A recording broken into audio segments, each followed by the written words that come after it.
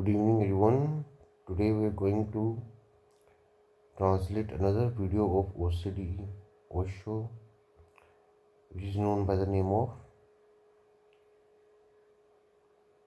जब मन उदास हो तो ये सुन लो. You can find it on youtube.com. Let's see what Osho has to say. लेकिन एकाग्रता कहीं भी नहीं होती. अपनी इस स्थिति से परेशान हूं, कृपा कर मुझे साधे. मन का स्वभाव ऐसा है, न यहां लगता न वहां लगता. मन का स्वभाव है द्वंद्व. जो करोगे वहीं से उछता हुआ लगेगा. ओशो यहाँ पे मन की बात कर रहे हैं. वो कह रहे हैं कि मन ऐसा है कि कहीं भी कभी लगता ही नहीं.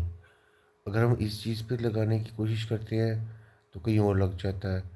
तो जो चीज़ नहीं लगती, परमानेंट नहीं है, उसी का नाम मन है. जहां हो वहां से भागा हुआ रहेगा, जहां नहीं हो वहां का रस जन्मेगा. जो व्यर्थ होता है, जो मिला वे दूर के ढोल बड़े सुहावने लगते. मन के स्वभाव को समझो.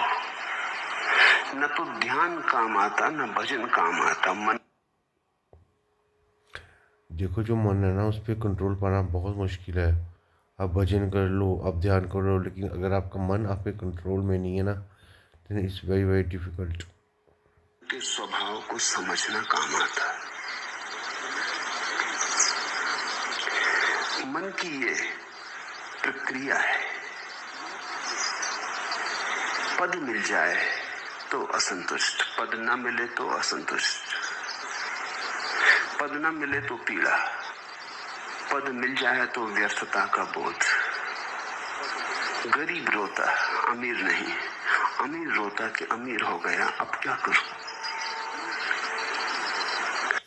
देखो, जो मन है ना हमारा, वो ऐसा है कि हम कोई चीज़ पाना चाह रहे हैं. अगर हमने पा ली तो बेचैनी होनी शुरू हो जाती है, और अगर ना पाई तो पीड़ा होनी शुरू हो जाती है. मन का स्वभाव ही ऐसा है. जो भी तुम्हारे पास है वो पास होने के कारण ही तो कोड़ी का हो जाता है. जो भी चीज़ हमारे पास है ना, पहले वो करोड़ों की थी, जब हमारे पास आ गई तो वो 2 कौड़ी की हो जाती है. पहले हमें बड़ा लगता है कि हाय, मुझे ये मिल जाए, वो मिल जाए, तो मेरी लाइफ में कितना बढ़िया हो जाए काम. लेकिन लेकिन जो मन है ना, वो कभी संतुष्ट नहीं होता. आप जो मर्ज़ी खरीद लो, छोटी गाड़ी खरीदोगे तो बड़ी गाड़ी लेने का मन करेगा, बड़ी गाड़ी खरीदोगे तो हेलीकॉप्टर लेने का मन करेगा. ये ठहरेगा नहीं. ये किसी चीज़ पे संतुष्ट नहीं होता मन. तो क्यों हम मन के मगर भाग रहे हैं? अब अपने दिल से सोचो, क्या सही है क्या गलत है. मन तो कहेगा ही ये करो वो करो. मन तो को कराता ही गलत मुलत काम है तुमसे. तो क्यों अपने मन की इतनी सुनते हो? जागो, जागो, ध्यान करो, खाओ पियो ऐश करो, और क्या. मन के पीछे मत भागो.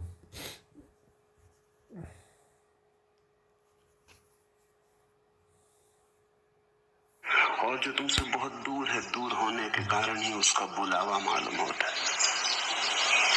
मन के इस आधारभूत जाल को समझो, इसे पहचानो. ये ध्यान और भजन का ही सवाल नहीं है. भोजन करो तो मन में उपवास का रस उमगता है कि पता नहीं उपवास करने वाले न मालूम किस गहन शांति और आनंद को उपलब्ध हो रहे हो. वही ओशो कह रहे हैं, हम दूसरों को देख के ना अपनी जजमेंट कर लेते हैं कि फलाना ढींगा अगर वो भूख हड़ताल पे है तो पता नहीं उसको कितना मज़ा आ रहा है भूख रहा उपवास करने में. तो हम दूसरे के बारे में हमेशा, अपने बारे में हमेशा नेगेटिव ही सोचते हैं. ये मन के कारण होता है. उपवास करो तो भोजन की याद आती है। जब भोजन करो उपवास की याद आती है, जब उपवास करो भोजन की याद आती है। ये कैसा मन है आपका? आपको अभी तक समझ नहीं आई? किसको छोड़ने का टाइम आ गया है? जीवन के प्रत्येक पल तुम ऐसा ही पाओगे। बाग में लगता नहीं, सहरा से घबराता है जी। अब कहाँ ले जाके बैठे ऐसे दीवाने को हम। बगीचे में बिठाओ तो लगता नहीं, मरुस्थल में ले जाओ तो घबराता है। बाग में लगता नहीं, सहरा से घबराता है जी। अब कहाँ ले जाके बैठे ऐसे दीवाने को हम। मन एक तरह का पागलपन है, एक तरह की विक्षिप्तता है। मन से मुक्त होना ही मुक्ति है। देखो, ओशो कहते हैं मन से मुक्त होना ही असली मुक्ति है। तो मैं भी ये कह रहा हूँ, लेकिन ये थोड़ी ना कि मैं मन से मुक्त हो गया हूँ और ओशो नहीं हुए। ओशो मन से मुक्त हो गए हैं, लेकिन मैं तो अभी जस्ट स्टार्ट भी नहीं किया। तो but I think I can do it. मन के पार होना ही स्वस्थ होना है। तो पहली तो बात, ओशो कह रहे हैं कि अगर स्वस्थ भी होना ना, तो मन के पार होकर ही जाया जा सकता है। आपका शरीर बिल्कुल ठीक है, लेकिन मन में थॉट्स, गंदे गंदे थॉट्स चल रहे हैं। तो आप, इसका मतलब आप स्वस्थ थोड़ी हो ना। अगर शरीर से ठीक हो तो मन के हिसाब से आप स्वस्थ नहीं हो। मन के इस स्वभाव को समझने की कोशिश करो। अक्सर लोग समझने की कम कोशिश करते हैं, छुटकारा पाने की ज्यादा कोशिश करते हैं, और छुटकारा बिना समझे कभी नहीं। तो तुम्हारी आकांक्षा, ओशो कह रहे हैं कि अकेला ध्यान करने से भी कुछ नहीं होगा, या भजन करने से भी कुछ नहीं होगा। आपको समझ चाहिए कि मन क्या है और इसका काम क्या है, और ये हमारा सर्वेंट है, और इसको कैसे नहीं तो इसको कैसे सर्वेंट बनाना है। ये सब चीज़ें आपको तय करनी है। ये सब चीज़ें ओशो तो आपको ध्यान का बता देगा, फिर वो ओशो बता देगा कि डिसिप्लिन वगैरह कैसे करना है। लेकिन वो श्रद्धा भाव से तो आपको ही काम करना पड़ेगा, लेकिन नहीं तो खुदा नहीं मिलेगा। ये होती कैसे झंझट मिटे, लेकिन बिना समझे झंझट मिटी ही नहीं। ना समझी में झंझट है। तो तुम चाहते हो कैसे इस मन से छुटकारा हो, लेकिन पहले इसे पहचानो तो, इससे दोस्ती तो साथ हो, इससे परिचय तो बनाओ, इसके कोने कांतर तो खोजो, दिया तो जलाओ कि इसके सारे स्वभाव को तुम ठीक से देख लो। उस देखने में, उस दर्शन में, उस साक्षी भाव में ही तुम पाओगे विजय की यात्रा पूरी होने लगी।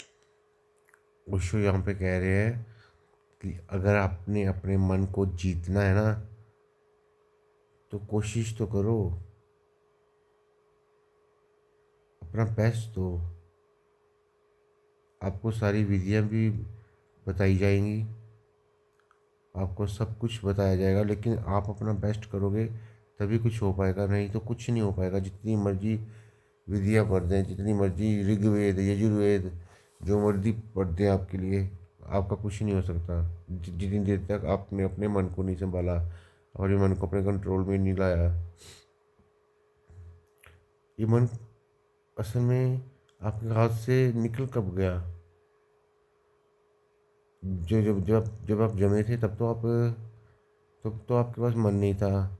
फिर धीरे धीरे आप 1 2 3 4 साल के हुए, तो फिर माइंड डेवलप होना शुरू हुआ। तो तब से लेकर अब तक इस माइंड ने आपको दुख ही दिया है और कुछ नहीं किया। तो क्यों क्यों आप इतना अपने माइंड के पीछे भाग रहे हो? फैसला करो दिल से। वाई?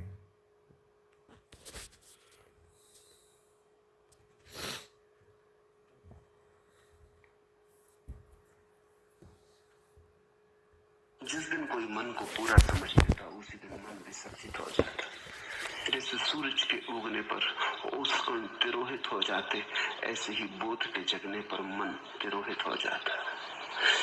जब आप वो पूरी समझ लग जाएगी ना, समझी के साथ आप ध्यान करके मन को अलविदा बोलोगे, तो मन हमेशा के लिए चला जाएगा। No mind at all.